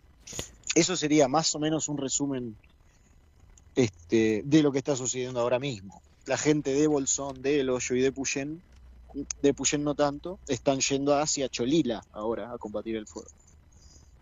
Algo que me señalaba la productora, me decía, ellos son autoconvocados. Yo hace un ratito mencionaba a Corín, que es una pobladora, sí. Y que nos mandó un mensaje hermoso contando también su historia, que alguna vez su padre, su madre, los dos venían, uno de Buenos Aires, la otra persona de Córdoba, en busca de una paz, de una vida sana, se van a Bariloche y el primer contacto con un incendio que tienen es a través de la radio, diciendo que bueno, que había excedido todos los límites, y su padre, que ella nos decía, no para nada acostumbrado a la vida del bosque, fue a combatir el incendio. Cuando volvió, sus vidas cambiaron absolutamente, y una frase que los marcó para siempre es: el bosque es sagrado. Y esta mención que Marcela me hacía, la productora, que me decía, ellos son autoconvocados, y vos que me decías, ahora están todos yendo a combatir otro foco ígneo, Y bueno, es eso, Sí. es un sentimiento que también, como le decíamos recién a alguien en Mendoza, nos provoca un orgullo saber que es la gente misma que defiende. Por eso es muy importante sus voces, son muy importantes. Tenés mucha razón. Bueno, escuché el relato y me emocionó también por igual, cuando lo escuché. Sinceramente, hay un fenómeno muy interesante que empezó a suceder con el tiempo, porque como sabrán, espero lo sepan, venimos con incendios hace años acá y cada vez con mayor frecuencia.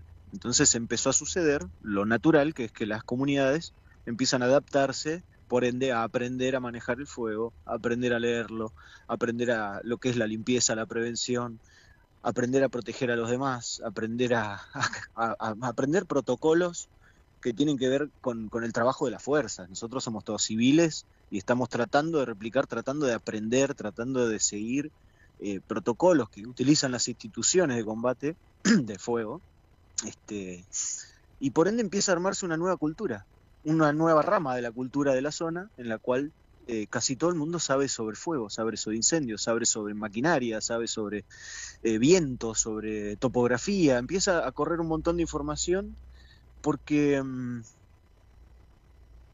queda otra. Es esa la impotencia también, no queda otra. Es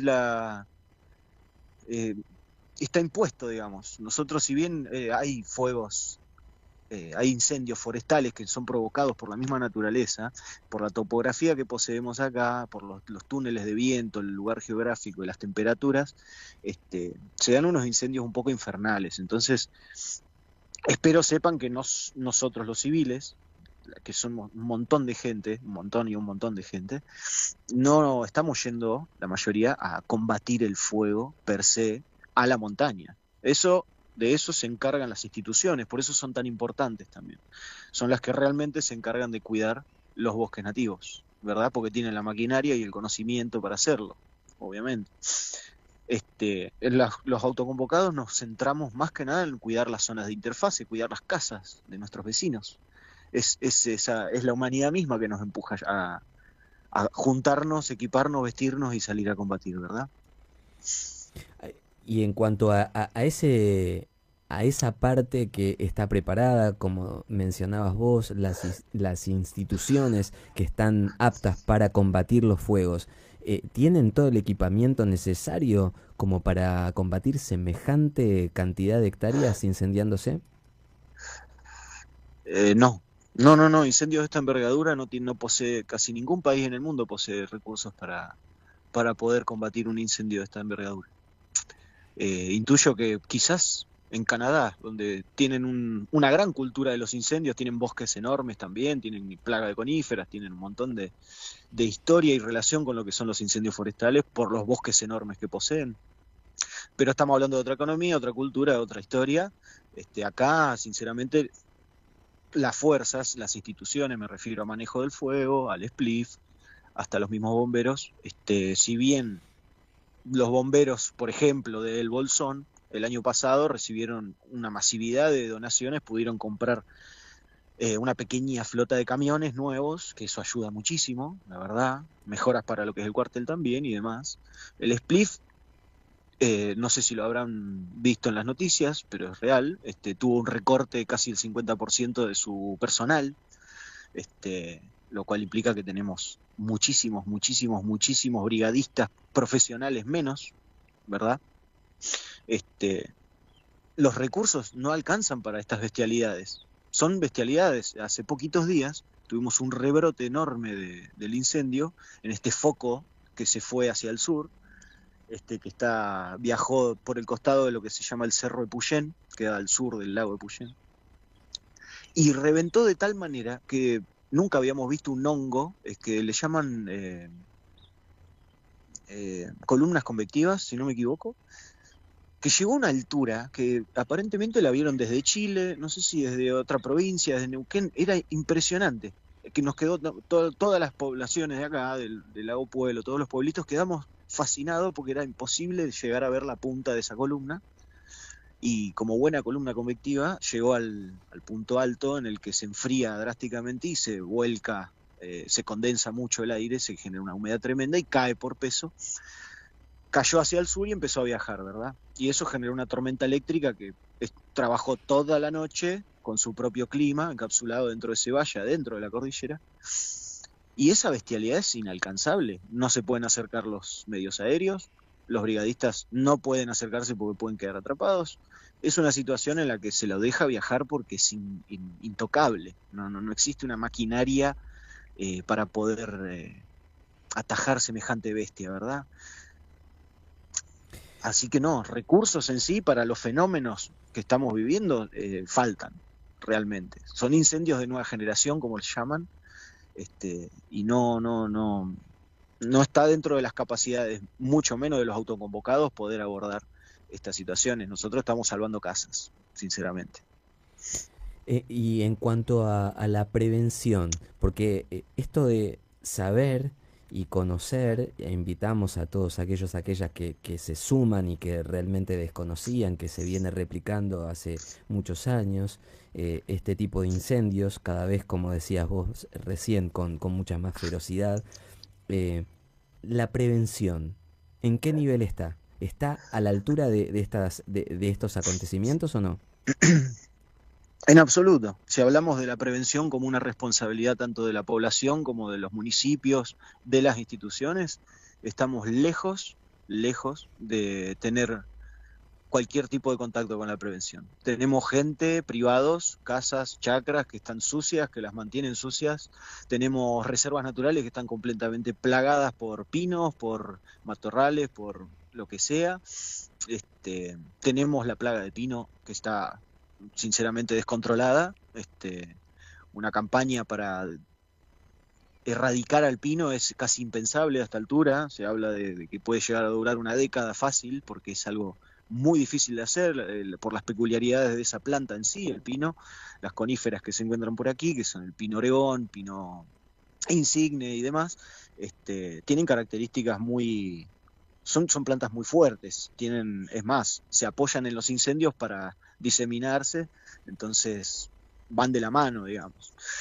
En términos de prevención están comenzando, porque ahora vuelvo a formular, venimos trabajando hace mucho en el combate, venimos aprendiendo sobre combate, venimos formándonos en combate, entonces tenemos pequeños recursos que se han armado las brigadas. Hay muchas brigadas de autoconvocados, yo pertenezco a una de ellas solamente, pero son muchas. Hay una red de brigadas, hemos llegado a coordinar entre todas, o la mayor cantidad posible, pero nunca llegamos a tratar la prevención, nunca llegamos a, durante el año, en la época fría del invierno, el otoño o la primavera, llegar a hacer limpiezas, a atacar lugares donde sabemos que puede ser potencialmente un peligro, como lo era Puerto Patriada, en el ejido previo a llegar al lago, que es donde comenzó el incendio. Esa zona se había incendiado cerca del 2015, alrededor del 2015, y desde entonces no hubo reforestación humana, hecha por la mano humana, sino que naturalmente el pino plagó y se generó el fenómeno de que los pinos crecen a 10 centímetros uno de cada uno, en varillitas de 1 pulgada, tendrían 2 metros todos al momento de que se prendió el fuego. Eso es combustible puro, tiene muchísimo aceite, ese combustible que le encanta a la temperatura, el que posee el pino. Y lo extraño también es que levanta tanta temperatura que simplemente transporta el calor. Hablamos de que un foco comió cerca de 10.000 hectáreas en una noche, y donde comenzó, que ardió de manera muy, muy fuerte, los pinos, ese renoval de pinos, que es grande, todavía sigue vivo. Es como si hubieran empujado al músico que saltó del escenario y lo transportara al público con las manos, no me acuerdo cómo se llama eso. Pero no se quemaron los pinos, la mayoría de los pinos se mantienen en pie. Las plantas autóctonas, por otro lado, sí quedan ardiendo, porque tienen otra relación con la temperatura. Así que es muy, muy contraproducente. La verdad, volviendo a la prevención, si se hubiera trabajado el lugar de la entrada de Patriada como se debía, que no se trató en absoluto, lo único que se hizo como cambios por parte del municipio fue el ensanchamiento del camino, aplanarlo, trabajarlo para posteriormente generar asfalto, también senderos nuevos para lotes que se habían vendido hacía poco, se estaba poblando la zona. Entonces, trabajo de prevención sinceramente no se hace. Falta la campaña por parte de los proyectos políticos que lideran los municipios de atacar algo que, muy bien lo nombrás, es la única arma real para evitar que la catástrofe suceda, porque una vez que la catástrofe sucede es inalcanzable el combate. ¿Se entiende? Clarísimo, Simón. Bueno, agradecerte nuevamente por tomarte este tiempo para charlar con nosotros, agradecerte a vos y a toda aquella brigada andina y a todas las brigadas de autoconvocados, autoconvocadas que están ahí, a todos los pobladores que están al pie del cañón por el prójimo, como decíamos, para socorrer, para ayudar. Así que muchísimas gracias nuevamente. No, por favor, les agradecemos muchísimo el espacio a ustedes, la verdad, esto es un montón. Son momentos muy difíciles porque también caemos en las claras cuentas que hay sobre la mesa, sobre por qué pasa todo esto, así que la población está un poco triste, sinceramente. Ya es mucho tiempo y los incendios ya llegan a niveles que son un poco descomunales, nos abruman y sinceramente el paisaje va desapareciendo con los años, ya se nota. Una cosa que le quería comunicar a la gente es que si quieren estar atentos a la situación, por favor presten atención a la gente de Cholila, ahora mismo, ¿sí? Ahora mismo no está el pueblo de Cholila en peligro, está en potencial peligro por los cambios climáticos que pueda haber, pero está cerca de la Villa del Lago, que es parte del ejido municipal que se encuentra contra el lago Rivadavia, que ahí sí están luchando ahora mismo. De hecho, mañana salimos con una comitiva de gente para allá. No sabemos cuántos días vamos a pasar ahí, pero si la gente necesita saber a dónde se puede llevar la ayuda, ahora mismo no es Epuyén en sí. En Epuyén se están reconstruyendo casas, eso sí está bueno saberlo, pero en Cholila está comenzando a... Cholila es una ciudad, un pueblo un poco más pequeño y no posee brigadas propias autoconvocadas tampoco. Como bien saben, Chubut no posee la institución del SPLIF, solo tiene manejo del fuego, así que tiene muchos menos recursos también. Así que nada, el aviso de que si tienen que buscar a quién ayudar, busquen a gente que esté al sur de la comarca, ¿sí? Y ya que lo mencionás, Simón, ¿de qué manera, para aquellas personas que no lo saben, de qué manera se puede colaborar justamente, bueno, ahora que vos mencionás Cholila, fundamental? Sí, bueno, mucha de la ayuda neta, más fácil, más práctica, es obviamente mandar donaciones a los alias que publica la gente, tanto que perdió la casa como las brigadas que necesitan insumos o equipamiento. Tengo entendido que tanto en Buenos Aires como otras ciudades grandes también hay redes grandes de gente que está generando festivales, actividades, rifas, lo que sea, para poder enviar para acá. Se generan hasta la logística de las compras de cosas que se necesitan. Así que si quieren, puedo intentar pasarles más tarde o mañana un poco de info como para que ustedes la divulguen, para que le digan al público, contáctense con tal persona o lo que sea, ¿sí?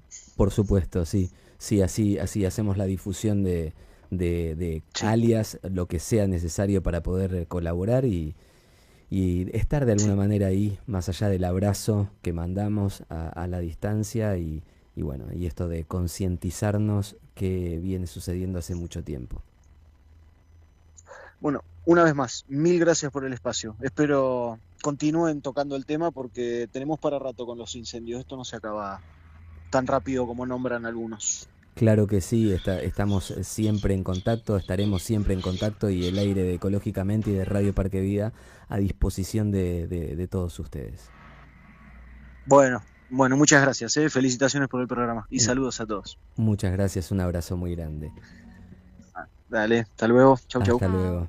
Hablábamos con Simón, él es de la Brigada Andina. Son autoconvocados, esto que es muy importante. Él decía, me emocioné con el audio de Corín, una vecina de allá de Mallín, y ella contaba eso que decíamos hace un ratito, que alguna vez se fueron en busca de una vida sana a Bariloche, de chiquita, y junto con su hermano, sus padres, su madre, bueno, convivieron con el fuego, con los incendios. Su padre fue a combatir un primer incendio sin tener experiencia ni como brigadista ni como rescatista, pero su hermano, y esta es una parte que no conté en la charla con Simón, su hermano hoy es brigadista, rescatista y salvavidas. Y ella decía que le quedó grabada a ella, a su hermano, obviamente, después siendo brigadista, rescatista y salvavidas, la frase de su padre al volver después de combatir o intentar combatir un incendio en Bariloche, y es el bosque sagrado. Y esto que decía él, somos personas que vamos a ayudar a las casas. Nuestro primer foco es ayudar a las casas, a las familias que están siendo víctimas de estos incendios. Y nombraba el pino. Y nosotros venimos hace mucho tiempo escuchando a Rebelión Científica, a Clary de Rebelión Científica, la semana pasada y la semana anterior también a Jorge Nahuel, a Mauro Millán, hablar sobre esto del monocultivo. Y él hace mención a que es una especie que vive prácticamente y que se potencia con los incendios.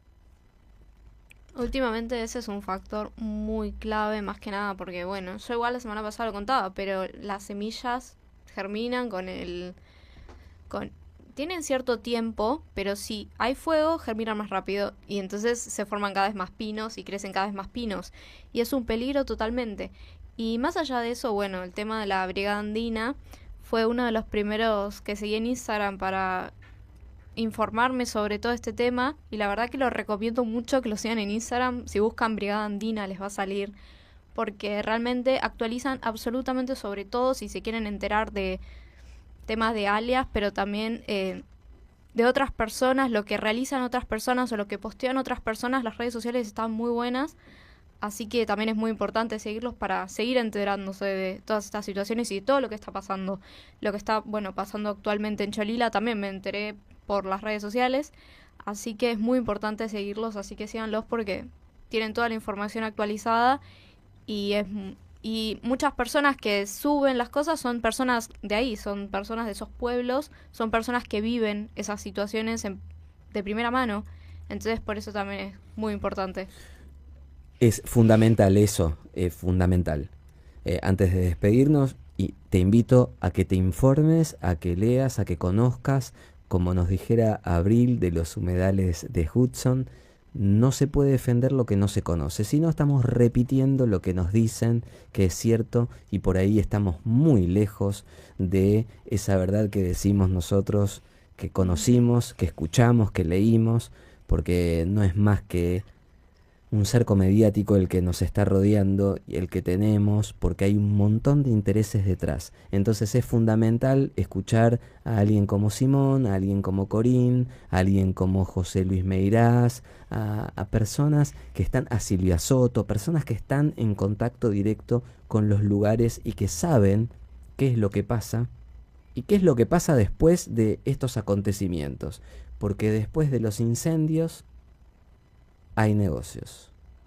Entonces no es tampoco tan difícil seguir esa ruta del dinero, esa ruta de la ambición, esa ruta del poder, como nos decía Silvia. Es una muestra de poder porque sí, es una muestra del extractivismo en su máxima expresión. ¿Cómo la pasaste, Mili?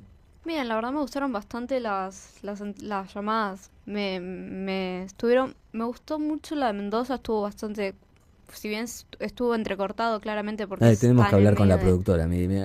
La productora No, Mili no, dijo no. que se cortaba bastante. No. Se entendió en contexto. La productora me dice que sí. Se cortaba, pero se entendió en Sí, contexto. Ariel nos dejó unas reflexiones importantísimas también, que tiene que ver con esto de estar conscientes de lo que sucede o de lo que nos puede suceder si realmente permitimos que hagan con el agua lo que quieren. Bueno, entonces, ¿la pasaste bien? ¿Vas a volver? Sí. Bueno. ¿Cómo la puso la productora? Ahí se está acomodando el micrófono, ¿por qué? Sí, ¿me escuchás? Perfecto. Hola, excelente. ¿Qué tal? Muy bien, ¿vos cómo estás? No, excelente, hermoso programa, qué bueno. Sí, se cortó bastante. Ariel está en alta montaña y generalmente ya la otra vez cuando hablamos con Emma en Tunuyán también se nos cortó la comunicación. Es medio complicado, pero bueno, el concepto, bien como dijo Mili, se entendió. Sí, sí, nos dejó unas reflexiones hermosas y además de esto de importante insistir con la minería, la mega minería en Mendoza no tiene licencia social. ¿Cómo la pasó, Vaner Cayo? ¿No querés hablar? Muy bien. Muchísimas gracias, qué lindo. Ay, le vamos a mandar un feliz cumpleaños a Lucas Payares. ¿Cuándo fue el cumpleaños? El cumpleaños de Lucas fue el jueves. ¿Ya pasó? Ya pasó, pero hoy lo está festejando, por eso se rateó. Y un saludo Ah, a Gaby. O sea, lo está saludando, pero lo está mandando al Sí, frente. total, total. Acá la tenemos a Vane haciendo horas extras, así que no. Y un saludo a Gaby, que también se rateó y estuve yo manejando el OBS, así que... Y salió perfecto, vi ahí. Ay, muy bien, bueno. Bueno, muchas gracias Tengo por haber aprobado. venido. Le mandamos un abrazo grande a un amigo Roberto que anda por ahí. Qué grande. Bueno, y a vos te invitamos a que nos hagas compañía el sábado que viene y que vayamos caminando juntos, juntas, juntes para aprender a cuidar, a querer, a amar la creación. Muchas gracias.